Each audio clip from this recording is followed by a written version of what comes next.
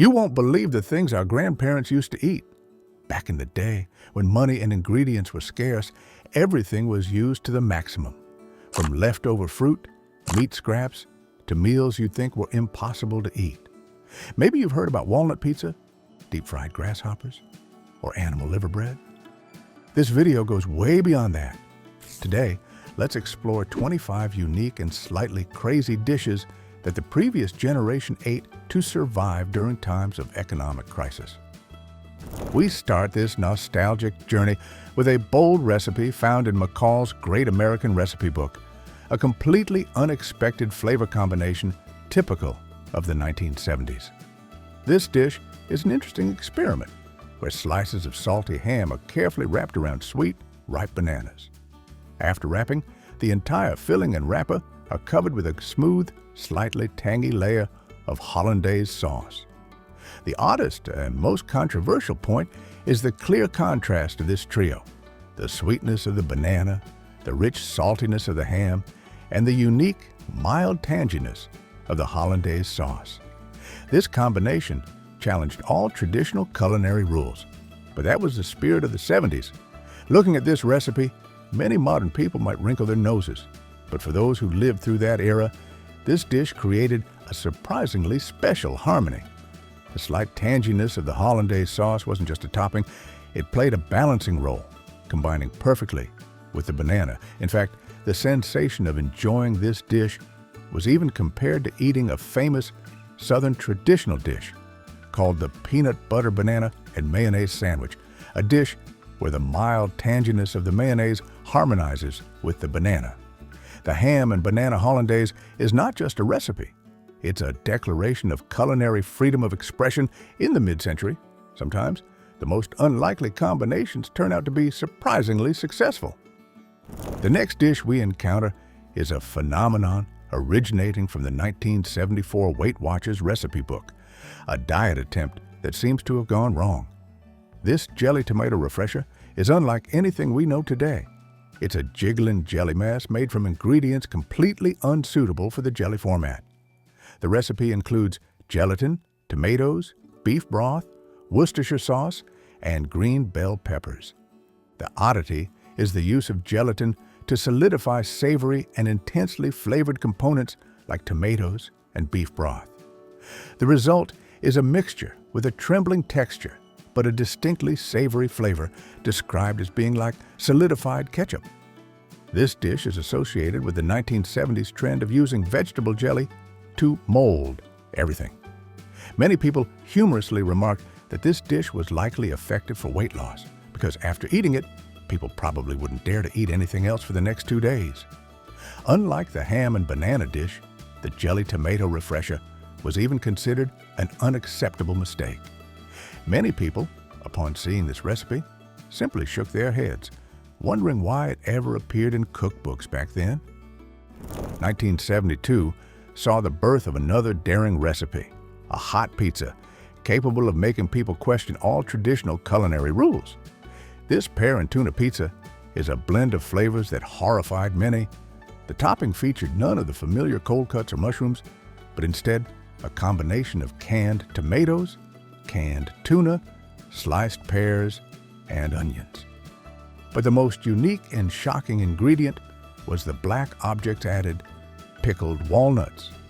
These soft black pieces of pickled walnuts created an unforgettable impression, leaving tasters unable to understand how they had been prepared. The flavor of this dish was described as terrible, with a surprising mix of the sweet, fruity taste of pear combined with the distinctive fishy taste of tuna. Tasters couldn't imagine what would have been appealing about this dish at any point in history. Like many over-the-top experimental dishes of that era, pear and tuna pizza was quickly seen as a clear mistake.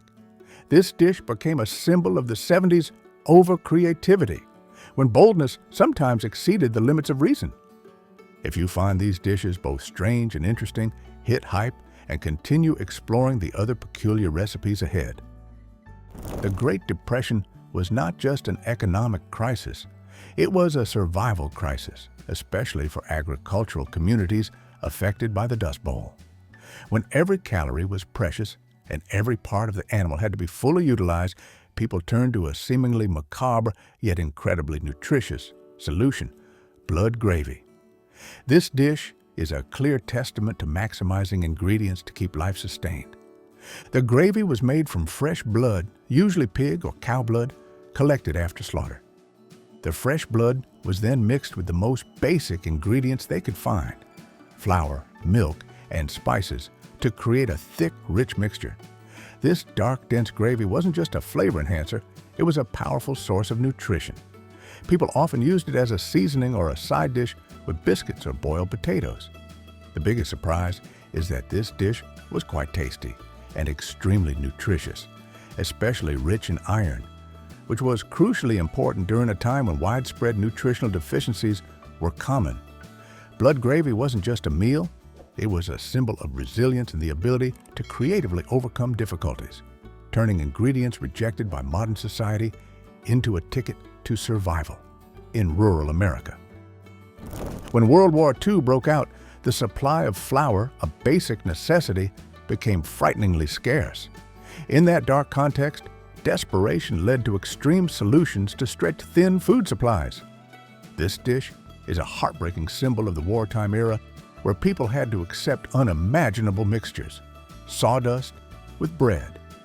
This wasn't a recipe, but an act of survival. Instead of baking bread from pure flour, people were forced to mix sawdust into the dough to enhance and stretch the available amount of bread. The goal was to make the loaf look bigger, denser, and last twice as long. The strange and sad thing here is that a product derived from wood, which is not food, became an essential component to fight off the creeping hunger.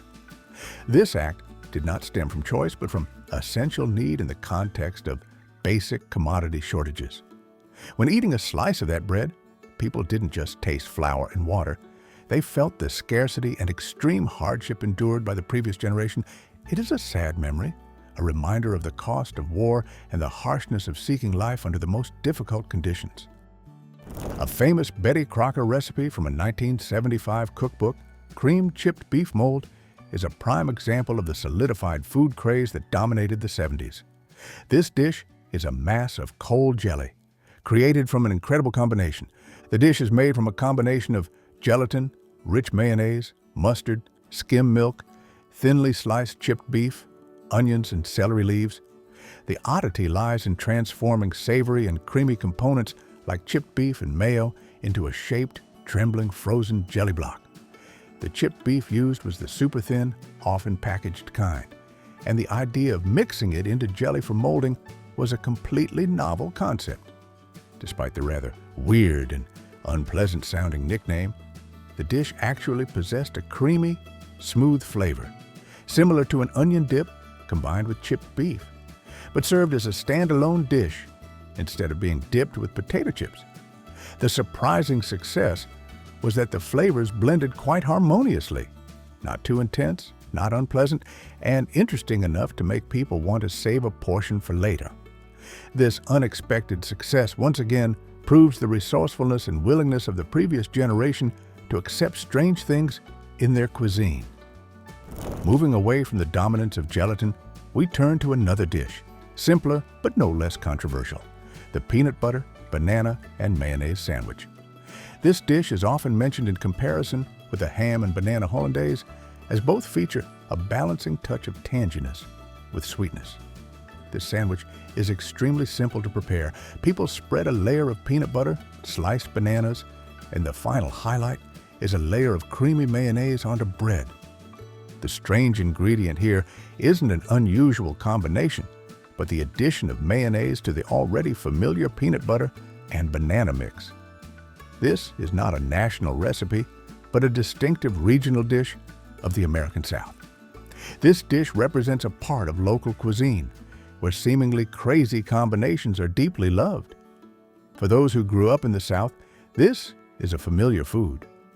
The slight tanginess of the mayonnaise is noted to create a special harmony when combined with the banana, making the dish unique. This sandwich is not just a meal. It represents the spirit of regional cuisine, where creativity is born from familiarity. Have you ever tried any of these strange dishes?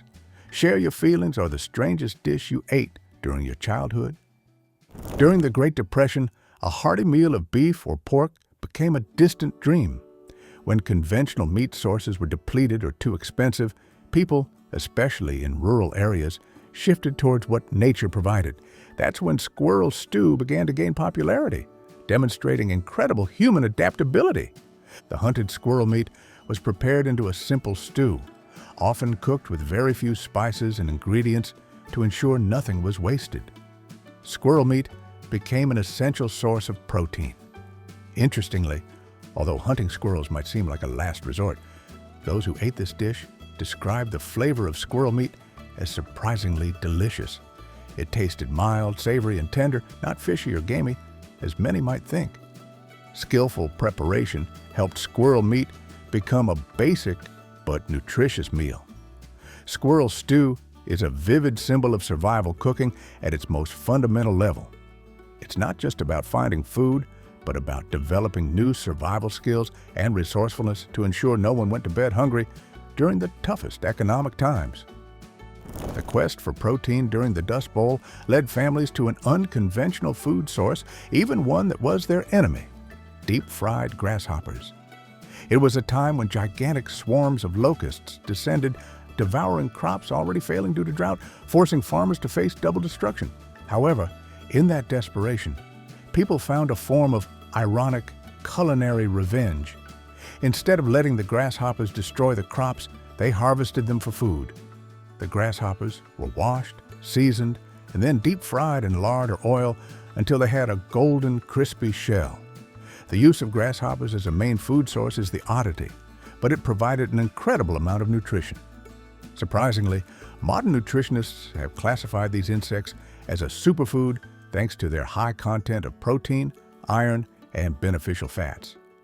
This dish wasn't just a simple meal.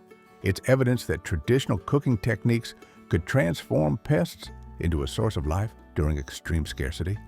It's a reminder of the cleverness of the people where survival created an opportunity to live.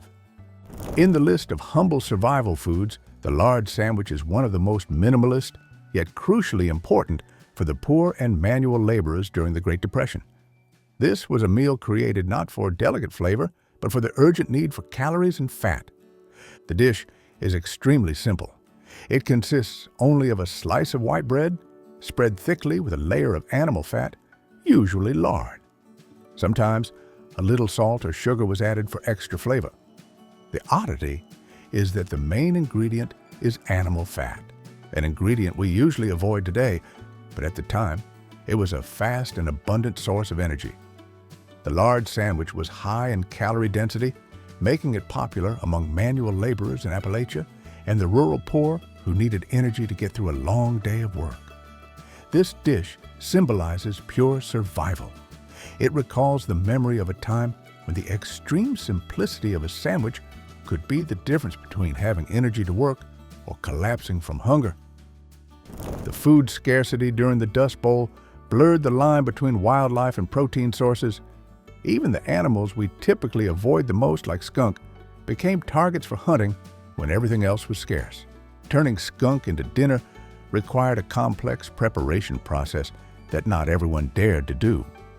The first imperative step was to deodorize the skunk by removing its scent glands. If this step was skipped, the meal would be inedible. Once cleaned, the skunk meat was stewed with available vegetables and spices. The finished product was a meal that was quite tender and tasted like game meat. Skunk stew was a good source of protein during a period of extreme deprivation. For those who survived the Dust Bowl, this dish was not a culinary choice, but a symbol of survival, reflecting resourcefulness in turning desperation into a hearty dinner. The story of skunk stew is a powerful reminder of the resilience of the generation that had to struggle to find food during the darkest years. When packaged gelatin was an unaffordable luxury, Great Depression housewives had to return to traditional techniques to find binding agents and nutrition. Boiled animal hooves became a clever and economical alternative, demonstrating incredible ingenuity in utilizing every part of the animal. This process required patience. Animal hooves, preferably beef or pork, were boiled for a long period. The goal of this slow cooking was to soften the collagen and extract natural gelatin, turning the cooking water into a thick binding agent. The gelatin derived from the hooves was not only used in soups or stews, but also was the secret to the wobble of aspics and sweets, like custard. The surprising thing is that animal hooves are a rich source of protein and minerals, serving as an excellent food source during times of scarcity. The use of animal hooves to create a binding agent shows the limitless creativity of survival cuisine, where seemingly useless parts were transformed into an essential component for both savory and sweet dishes. If sunshine orange salad was a sweet combination, frozen chicken salad is the pinnacle of the mid-20th century culinary gelatin obsession, where housewives tried to classicize the familiar chicken salad. This dish is a relic of a time when people believed everything could and should be solidified. The dish starts innocently enough, made from familiar ingredients like cooked chicken, chopped celery, and mayonnaise. But the turning point occurs when unflavored gelatin is added to the mixture. The mix is then poured into a mold and chilled, transforming ordinary chicken salad into a jiggling jelly block. The oddity lies in the savory poultry flavor being held within the jelly texture, creating a trembling tower of savory aspiration. This dish was associated with potlucks and formal Sunday dinners because it was easy to manage and ideal for serving many portions, while the gelatin helped preserve the chicken. Frozen chicken salad may not be photogenic today, but it's a clear example of how creative the previous generation was in the kitchen, even if the results sometimes left us astonished. In an effort to maximize nutrition from animal organs, the liver loaf emerged as a challenging, distant relative of the traditional meatloaf. This dish was not just a meal, it was a nutritional strategy during a time when everything had to be thoroughly conserved. The central ingredient of this dish is minced raw liver. The liver is mixed with other basic ingredients like breadcrumbs, eggs, onion, and spices. This mixture is then baked into a dense, high-nutrition loaf and often topped with a layer of thick brown gravy for added flavor. The use of minced raw liver is the unique point, requiring the addition of many spices to mask the strong taste of the organ meat. Liver loaf was strongly favored during the Great Depression and World War II, when organ meats were cheap, rich in iron, and an important source of vitamins. This dish is a model of an all-in-one meal, a perfect example of creative and extremely economical cuisine, ensuring families still received essential protein and nutrients even in the toughest circumstances. When talking about essential canned goods in the mid-20th century pantry, deviled ham was a staple, a type of sandwich spread using ham with attitude. This dish represented convenience and bold flavor created to quickly save dinner. Deviled ham is prepared by finely mincing ham, then heavily seasoning it and mixing it with mayonnaise or mustard to create a creamy, rich spread. The dish is called deviled because it is spiced up. Typically, deviled ham is spread thickly onto soft white bread, and for textural contrast, it is often served with crisp celery. Celery provides the perfect crunch to balance the richness and the salty, tangy flavor of the ham. Canned deviled ham was loved for its convenience, allowing housewives to prepare a quick meal without much effort, while delivering the bold, salty, tangy flavor combination that many who grew up in that era still feel nostalgic for. Every dish is a wonderful reminder of the resourcefulness of the previous generation. If these memories of family meals touch you, please hit the like button and subscribe to the channel so you don't miss our next nostalgic journeys.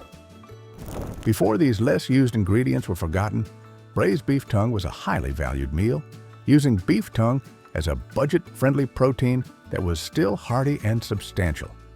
It is the art of slow cooking, transforming a tough cut into a dish with wonderful texture. To create this dish, the beef tongue is patiently simmered with onions, carrots, and potatoes. The secret lies in the long cooking time, allowing the meat to tenderize and the outer layer to be peeled off. Afterward, the tongue is allowed to soak in the rich broth, resulting in a flavor that is almost velvety and savory. The uniqueness is the use of beef tongue as the main ingredient. Although it might be considered strange today, beef tongue was a budget-friendly protein back then, demonstrating resourcefulness in utilizing ingredients fully. Braised beef tongue represents the culinary art of transforming ordinary, even scorned ingredients into something extraordinary. This is a perfect example of how cooking can honor food sources and economy. In an effort to refresh the classic deviled egg, economical housewives throughout the early to mid-20th century created sardine deviled eggs, an appetizer packed with umami flavor. This addition was not just a change, it was a strategy to boost nutrition and flavor without high costs. Preparation begins with the familiar boiled eggs, but instead of just the usual creamy yolk, mashed sardines were mixed into the filling. This combination provided supplemental umami and saltiness, making the deviled eggs richer and more distinctive. Sardines were a staple in many family pantries. They were cheap, nutritious, and easy to store. Sardine deviled eggs were a clever way to turn a simple dish into something special, often served at family gatherings. This was once the kind of appetizer that got everyone talking. Notably, the health benefits and bold flavor of sardines are having a bit of a renaissance in modern cuisine, showing the lasting value of yesterday's economical choices. In the 19th century, real turtle soup was an expensive delicacy that most people could not afford, especially those on a tight budget. To satisfy the need to enjoy luxury without breaking the bank, mock turtle soup was developed. This dish is the embodiment of culinary cleverness and creativity.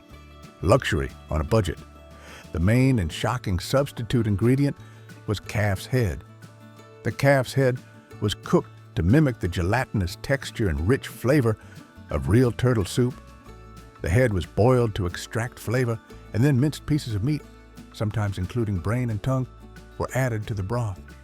To make the dish more refined, spices, sherry, and a splash of lemon juice were added.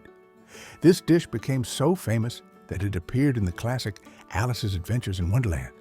Mock turtle soup allowed everyone to feel like they were enjoying a luxury dish on Sunday without having to spend a fortune on real turtle. It demonstrated the extraordinary creativity of cooks in simulating flavor and texture using cheap ingredients. Oxtail pie is a traditional, hearty dish that transformed the humble oxtail into a memorable meal. This proves that economy can go hand in hand with great flavor, especially when applying slow cooking techniques. The main ingredient is oxtail, a part often overlooked due to its toughness and unattractive shape. Oxtail is simmered for hours with root vegetables like onions, carrots, and celery. This extended cooking process is the secret, making the meat nearly fall off the bone. The soft, rich pieces of meat are then placed into a pie crust and baked. The high collagen content in oxtail is what makes it special, giving the meat a rich flavor and a smooth, creamy texture. This dish is a celebration of the art of maximizing ingredients, turning what seemed like common discards into an extraordinary meal. After the harsh years of war and recession, America entered the post-war era with optimism and an obsession with processed foods, especially gelatin. Sunshine orange salad is a true miracle of the Midwest, a classic side dish that brightened up potlucks and family dinners in the 1950s and 1960s. This dish stands out because of its vibrant appearance and unexpected flavor. It combines sparkling orange jello with shredded carrots and crushed pineapple. This sweet, slightly tart salad is poured into a mold, chilled, and often garnished with a bright red maraschino cherry. The odd thing is that this combination of fruit and vegetables was served alongside dinner. It often appeared next to meatballs or ham, providing a touch of sweetness and tartness to balance the main meal. The popularity of this salad came from practical advantages. It was affordable, long-lasting in the refrigerator, and most importantly, it brought sparkling color to the beige plates of that era. Sunshine orange salad is a symbol of thoughtful hospitality, brightening tables across America with its jewel-like appearance, a memorable relic of an optimistic time. Similar to squirrel stew, when the pantry was empty, squirrel fricassee became dinner for those seeking protein during tough times. However, fricassee features a more elaborate cooking style, borrowing from European culinary techniques to make squirrel meat more appealing. To prepare this dish, the squirrel meat is skinned, washed, cut into pieces, and pan-fried in butter. Then, instead of just a simple stew, the squirrel meat is simmered in a creamy sauce, fricassee, along with onions, garlic, and spices. This dish was usually served with rice or biscuits. The oddity lies in using squirrel meat as the main protein source, but applying a sophisticated cooking method like fricassee. Squirrel meat was a common protein in the diet in some regions during the Soviet era when meat from young animals was scarce. Squirrel fricassee is a testament to the resourcefulness and creative thinking of the previous generation, transforming an unexpected protein source into a relatively pleasant and filling meal. The dish fried catfish with hush puppies takes us right to the heart of Southern American cuisine, a meal that is not only delicious, but also historically significant. This dish is an important part of Southern soul food, especially popular in rural areas near rivers where catfish are abundant and easy to catch. The meal includes crispy fried catfish pieces and hush puppies, which are deep-fried cornmeal balls. Although catfish is not too strange, it has been widely used as a cheap and abundant protein source for decades. Catfish is often seasoned with basic Cajun spices or Southern spice blends to enhance the flavor. Hush puppies have an interesting history. They are thought to be a popular snack given to soldiers during the Civil War to keep the hounds hush. This dish was light on the wallet, provided a real filling meal, and is an important part of the Southern culinary heritage. As American cuisine entered the 1980s and 1990s, it was a time of experimentation and fusion cuisine. Salad pizza was one of the boldest ideas of that era, a blend of rich pizza flavors and the essence of fresh salad. This dish takes all the ingredients you would expect on a pizza and arranges them in salad form. It includes cherry tomatoes, black olives, fresh pepperoni slices, diced mozzarella cheese, red onion, crispy croutons, and yellow bell peppers. The oddity is that instead of tomato sauce and baking, all these traditional pizza components are mixed in vinaigrette dressing. This was an experiment trying to bring novelty, but the combination of the savory, rich flavor of pepperoni and the tartness of the vinegar created a difficult flavor profile. Salad pizza caused too much controversy and was not entirely successful, showing that not every combination creates a new classic dish. Mulligan stew is a recipe pulled straight from old song collections, candidly described as homeless people's food during the Great Depression. This dish is a symbol of community desperation, where poor people gathered whatever they could find together. This was a community dish where everyone contributed anything they could find, and everything was cooked in one large pot. It mainly included onions, corn, stolen potatoes, foraged greens, and occasionally scraps of meat. But what makes Mulligan stew strange and famous is the real secret ingredient, a bit of Bull Durham tobacco and lint added for thickness, or simply out of desperation. This dish was used by homeless people and traveling teenagers to survive along the railway tracks. Mulligan stew is not just a meal, it is a touching testament to resourcefulness and foraging during tough economic times, where sharing was the only source of strength. While many other strange dishes were born out of scarcity, Kraft macaroni and cheese is a modern staple that appeared during the Great Depression, providing a cheap and fast meal solution. It represents a shift in how Americans ate, towards packaged convenience. This boxed dinner includes macaroni pasta and accompanying packets of Kraft cheese powder. The idea of packaging a mac and cheese meal and selling it as a cheap dinner was completely new at the time. It sold for just 19 cents for 4 servings in 1937, making it a lifesaver for families short on money. The speed of preparation was a major selling point, taking only a few minutes for a hot meal. This dish quickly became a modern college cuisine staple and holds a special place, evoking nostalgia for the convenience and economy of a bygone era. We conclude our exploration of strange foods with one of the most challenging creations of the 1930s. When gelatin was considered a cheap and versatile source of protein, solidified salads became the rage, and jellied corned beef salad is one of the most truthful and horrifying testaments to that era.